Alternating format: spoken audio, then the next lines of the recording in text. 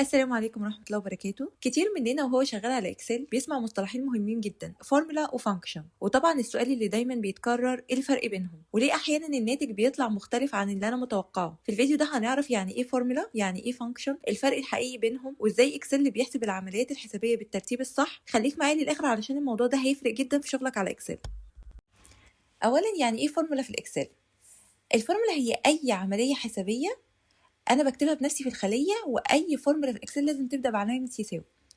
لو جينا بصينا عند المثال اللي قدامي ده هلاقي ان انا ابتديت بعلامه يساوي، وبعد كده جمعت ما بين قيمتين اللي هي عباره عن الخليه A2 والخليه B2.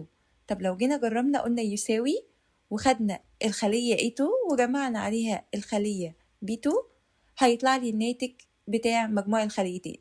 كذلك لو جيت عملت برضو العملية اللي بعدها قلت يساوي وطرحت الخلية دي من الخلية دي، هيطلع لي الناتج بتاعي. فأصبح إن أنا إيه، برضو لو جربت المثال الثالث، جيت عملت دي وضربتها في دي، هيطلع لي الناتج. يبقى أصبح إن أنا عندي دلوقتي الفورمولا استخدمت فيها رموز حسابية زي زائد، ناقص، في، على. يعني باختصار كده الفورمولا هي معادلة من تأليفي أنا، مفيش دوال جاهزة فيها خالص، بس أرقام وخلايا وعلامات حسابية. نيجي بقى للفانكشن. يعني إيه فانكشن؟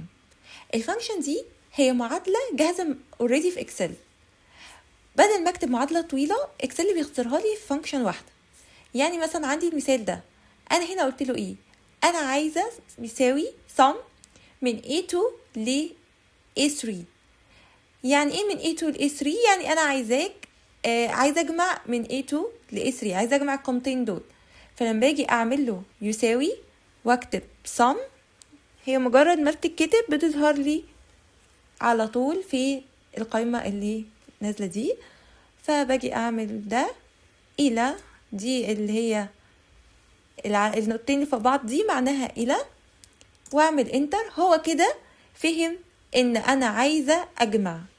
كلمة sum دي متخزنة اوريدي في اكسل، بمعنى ان انت لما تلاقي الكلمة دي اجمع لي القيمة اللي هتيجي وراها، فهو بياخد الرينج وبيروح منفذ العملية تلقائي. نيجي عند المثال اللي بعده، لما اجي اقول له يساوي average، يعني انا عايزة اجيب متوسط ما بين ال A2 الى ال A3، ال A2 الى ال A3، واجي اقفل القوس واقول له انتر.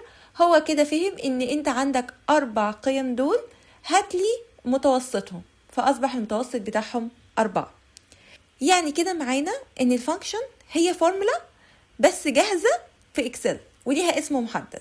لو جينا نلخص كده الفرق ما بين الفورمولا والفانكشن، هنلاقي ان الفورمولا انا ببنيها بنفسي، ممكن تبقى بسيطه وممكن تبقى معقده، انما الفانكشن هي جاهزه اوريدي في اكسل، وده طبعا بيوفر لي وقت ومجهود، وطبعا الاخطاء بتبقى اقل لان هي اوريدي جاهزه. ومهم تعرف جدا ان كل فانكشن هي فورمولا، لكن مش كل فورمولا هي فانكشن. لو استفدتم من الفيديو ما تنسوش تعملوا لايك واشتراك وتفعلوا زر الجرس، وان شاء الله اشوفكم الفيديو الجاي.